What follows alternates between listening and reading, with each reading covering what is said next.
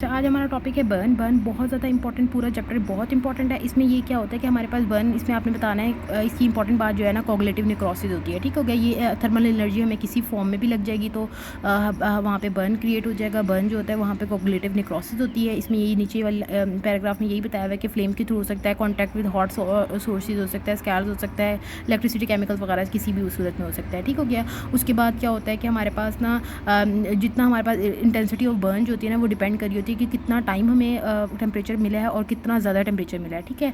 इसमें अब हम इसके बाद हमारे पास डिफरेंट इसमें आ जाते हैं लोकल इफेक्ट्स क्या हैं, इसके रीजनल क्या हैं, सिस्टमिक इफेक्ट्स क्या हैं। ठीक है। लोकल इफेक्ट्स की अगर हम बात करें तो लोकली क्या होता है कि हमारे पास ना जब भी कोई गर्म चीज़ हमारी बॉडी को अटैच होती है तो होता ही है कि हमारे पास जो है ना एपिडर्मिस हमारे पास जो होता है ना, उसको सबसे पहले उसको डैमेज होता है। ठीक है। उसको डैमेज होता है, हमारे पास फ्लूइड इससे लॉस होता है, या तो फ्लूइड उससे लॉस हो जाता है वहाँ से, या फिर वो इंट्रैप कर जाता है ब्लिस्टर में, जो हमारे पास छाले बन जाते हैं वो उसमें इंट्रैप हो जाता है, या फिर वो सरफेस से वो जो है ना लॉस हो जाता है।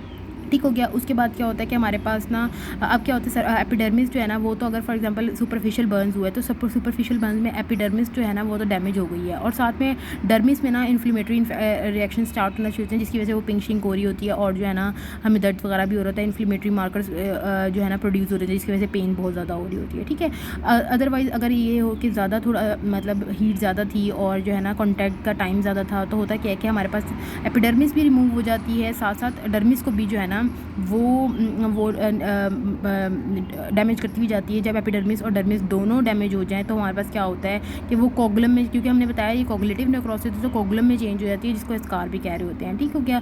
अब होगा क्या कि हमारे पास आपको पता है कि एपिडर्मिस जो है ना वो बहुत सारी चीज़ों बहुत सारी बैक्टीरियाज़ का जो है ना हमारे पास बैरियर होता है, जो हमारे पास प्रोटेक्शन प्रोवाइड कर रहा होता है। जब वो प्रोटेक्शन हट जाती है तो ऑब्वियसली बात है वहाँ पे इन्फेक्शन होने के, बैक्टीरियल इन्वेजन होने के बहुत ज़्यादा चांसेस होते हैं, कंटेमिनेशन हो सकती है, सेप्सिस हो सकती है। नेक्स्ट चीज़ हमारे पास आ जाती है रीजनल इफेक्ट्स ऑफ बर्न। ठीक है। इसमें क्या होता है, सर्कुलेशन की अगर हम बात करें तो होता ही है कि हमारे पास फ्लूइड लॉस हुआ। ठीक है। फ्लूइड लॉस होता है। अब फ्लूइड लॉस ना डायरेक्ट हमारे पास वूंड के थ्रू भी हो सकता था, और दूसरा जो होता है ना वो हमारे पास ये होता है कि हमारे पास जो है ना टिश्यू में ना, टिश्यू से सर्कुलेशन से हमारे पास टिश्यूज़ में ना फ्लूइड आना शुरू हो जाता है वेसल्स के थ्रू। वेसल्स की परमेबिलिटी बढ़ जाती है, जिसकी वजह से जो फ्लूइड है ना ब्लड से हमारे पास इर्द गिर्द स्ट्रक्चर्स में आना शुरू करते हैं, मसल्स वगैरह कंपार्टमेंट्स में आना शुरू कर देते हैं। अब मसल कंपार्टमेंट में हडीमा होगा तो हमारे पास क्या होगा कि जो हमारी वेन्स है ना वो कंप्रेस हो जाएंगी। जब वो वेन्स कंप्रेस हो जाएंगी ना तो हमारे पास क्या होगा कि हमारे पास सर्कुलेशन में इफ़ेक्ट कर जाएगी। ठीक है। उसके अलावा सर्कुलेशन इफ़ेक्ट कर जाएगी और हमारे पास जो है ना आगे वेनस रिटर्न नहीं बढ़ेगा, तो आगे हमारे पास हाइपोवोलीमिया वाले सिम्टम्स आना शुरू हो जाएंगे। नेक्स्ट चीज़ क्या आती है कि हमारे पास अगर तो बर्न जो है ना सर्कमफ्रेंशियल है, ठीक है, पूरा का पूरा लिम्ब जो है ना वो बाहर पूरा जो है ना सर्कमफ्रेंस पूरा का पूरा उसका जो है ना इन्वॉल्व है, पूरा इस तरह समझ लें कि पूरा का पूरा इन्वॉल्व है। जब वो पूरा इन्वॉल्व होगा तो वहाँ स्कार बन जाएगा। स्कार जो होता है ना, हमारे पास स्कार के अंदर एबिलिटी नहीं होती कि वो डिस्टेंड कर सके। जब वो इस स्कार के अंदर एबिलिटी नहीं होगी डिस्टेंड करने की, तो होगा ये कि वो हमारे पास वो वेनस रिटर्न को और जो है ना हर चीज़ को हमारे पास मसला करेगा विनर्स रिटर्न में, तो जिसकी वजह से क्या होगा, हमारे पास मसल कंपार्टमेंट सिंड्रोम के सिम्टम्स आना शुरू हो जाएंगे। ठीक है। तो इसी वजह से हमें इसका रोटमी करनी पड़ती है, ताकि हमारे पास जो है ना मसल कंपार्टमेंट के इवन ये हमारे पास लिम्स में भी बन सकता है। इसके अलावा हमारे पास जो ट्रंक होता है ना उसके बाहर भी बन सकता है, और वो हमारे पास रेस्पिरेशन को बहुत ज़्यादा इफेक्ट कर रहा होता है। ठीक है। उसके बाद हमारे पास रेस्पिरेशन की बात आ जाती है। रेस्पिरेशन में क्या होता है, अब जाहिर सी बात है कोई बंदा ऐसी जगह पे खड़ा है, फॉर एग्जांपल कोई धमाका हुआ है, या फिर कोई किसी भी जगह आग लगी है, तो वहाँ पे बहुत ज़्यादा हार्मफुल गैसेस भी होती हैं। हार्मफुल गैसेस जो होती हैं वो सबसे ज़्यादा हॉट भी होती हैं। ठीक है। और ना जब वो हॉट होती हैं तो वो हमारे पास नोज़ के थ्रू एंटर करती हैं। नोज़ के थ्रू वो क्या करता है, पूरा का पूरा जो पैसेज है ना उसको बर्न करता हुआ जाता है, बर्न करते हुए जाते हैं, जिसकी वजह से क्या होता है कि हमारे पास ना वहाँ स्वेलिंग होना शुरू हो जाता है। जो वहाँ स्वेलिंग होना शुरू हो जाती है तो ऑटोमेटिकली वहाँ पे स्वेलिंग एडीमा होगा, वहाँ पे जो पैसेज है ना वो उसकी ऑब्स्ट्रक्शन होना शुरू हो जाएगी। जब उसकी ऑब्स्ट्रक्शन होना शुरू हो जाएगी तो हमारे पास रेस्पिरेटरी फेलियर के सिम्टम आना शुरू हो जाएंगे। दूसरी चीज़ क्या होती है, पॉइजनस गैसेस में ना हमारे पास सबसे ज़्यादा जो नोटोरियस है ना वो कार्बन मोनोऑक्साइड है। कार्बन मोनोऑक्साइड आपको पता है कि 280 टाइम्स ज़्यादा हमारे पास ऑक्सीजन से ज़्यादा एचबी के साथ एफिनिटी रखती है, और उसकी वजह से क्या होता है कि वो एचबी के साथ अटैच हो जाती है और उसके बाद कार्बोक्सी हीमोग्लोबिन बना देती है। ठीक, क्योंकि जो हमारे पास क्या होता है कि हमें अगर 10% हमारे पास जो है ना लेवल 10% से ज़्यादा होता है तो हमें ना 24 आवर्स हमें प्योर ऑक्सीजन देनी पड़ती है। ठीक है। लेकिन अगर 60% से ज़्यादा हो जाए तो हमारे पास डेथ्स लाजमी हो जाती है। ठीक हो गया। इसके अलावा हमारे पास छोटे छोटे छोटे पार्टिकल्स भी हमारे पास जो है ना इनहेलेट हो जाते हैं जब भी कहीं कोई भी चीज़ होती है, तो उसकी वजह से केमिकल न्यूमोनाइटिस हो सकता है।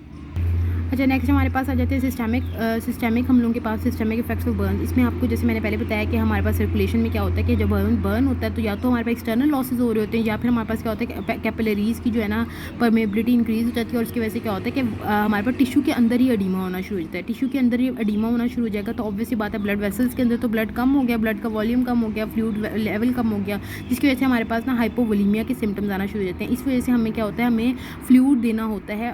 जो बर्न के पेशेंट्स होते हैं उनको फ्लूइड देना पड़ता है, और वो बहुत ज़्यादा, अब मैं आगे हम डिस्कस करेंगे किस तरह हम देते हैं उनको फ्लूइड, ठीक है। उसके बाद क्या होता है, गैस्ट्रोइंटेस्टाइनल में क्या इफेक्ट्स आएंगे, ऑब्वियसली बात है अब हाइपोवोलीमिया के सिम्टम्स आ रहे हैं। हमारे पास क्या होता है कि जब भी हमारे पास हमारी बॉडी का एक मैकेनिज्म है कि जब भी हमारे पास हाइपोवोलीमिया होता है तो वो सिर्फ ब्रेन, लंग्स और एसेंशियल ऑर्गन्स को जो है ना वो प्रोवाइड कर होते हैं, किडनीज़ को प्रोवाइड कर होते हैं। अब गैस्ट्रोइंटेस्टाइनल और स्किन के पास कम जाती है ब्लड सप्लाई, तो इसकी वजह से इसकी इस्कीमिया हो जाता है। उसकी वजह से क्या होता है कि हमारे पास जब इस्कीमिया हो जाएगा तो इसका म्यूकोजल जो बैरियर है, जो हमारे पास म्यूकोजा बैरियर होता है हमारे पास उसका GI ट्रैक के अंदर, वो हमारे पास हार्म होना शुरू हो जाता है विद पैसिव टर्म, जिसकी वजह से क्या होता है कि जो बैक्टीरिया गट के अंदर हमारे पास होते हैं वो बैक्टीरिया क्या करते हैं, हमारे ब्लड वेसल्स के अंदर चले जाते हैं और ब्लड वेसल्स के थ्रू पूरे के पूरे सर्कुलेशन में चले जाते हैं। अच्छा जी, बर्न्स के अलावा हमारे पास इस सेप्सिस का बताया है मैंने आपको, जिस तरह उसके अलावा क्या होता है कि हमारे पास कर्लिंग अल्सर जो होते हैं ना स्टमक में बनते हैं, ये हमारे पास बहुत अच्छा MCQ बनता है, इसमें बहुत ज़्यादा आता होता है ये।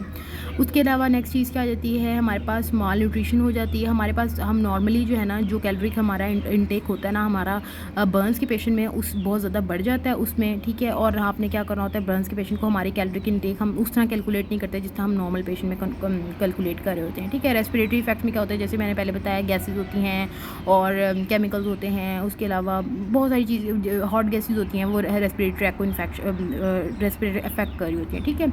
उसके बाद रीनल में क्या होता है कि हाइपोवोलीमिया की वजह से रीनल फेलियर की तरफ जा रहा होता है। उसके अलावा क्या होता है कि हमारे पास जो सेप्सिस जो हम, उसके बाद नेक्स्ट चीज़ हमारे पास सेप्सिस है, वो हमने बता दिया किस तरह हो रही होती है, ठीक है। लेट इफेक्ट्स में क्या होता है, हमारे पास क्या है, स्कार बन जाता है, कॉन्ट्रेक्चुअल डिसेबिलिटी, साइकोलॉजिकल एक तरह से ट्रॉमा होता है। कोई भी हमारे पास जिस बंदे को बर्न हुआ होता है उसके लिए एक थोड़ा साइकोलॉजिकल मसला होता है। डिसेबिलिटी, अगर लाइक कॉन्ट्रेक्चर्स बन गए हैं तो डिसेबिलिटी, क्योंकि जो टिश्यू बनता है ऊपर अगर स्कार हील हो जाता है तो वो उस तरह का फंक्शनल टिश्यू नहीं होता, इस वजह से डिसेबिलिटी का बहुत ज़्यादा चांस होता है। तो हम लोग उसके बाद इनकी स्किन फ्लैप, उनकी ग्राफ्टिंग कर रहे होते हैं, ठीक है। चलें, ये हमारा टॉपिक कंप्लीट हो गया।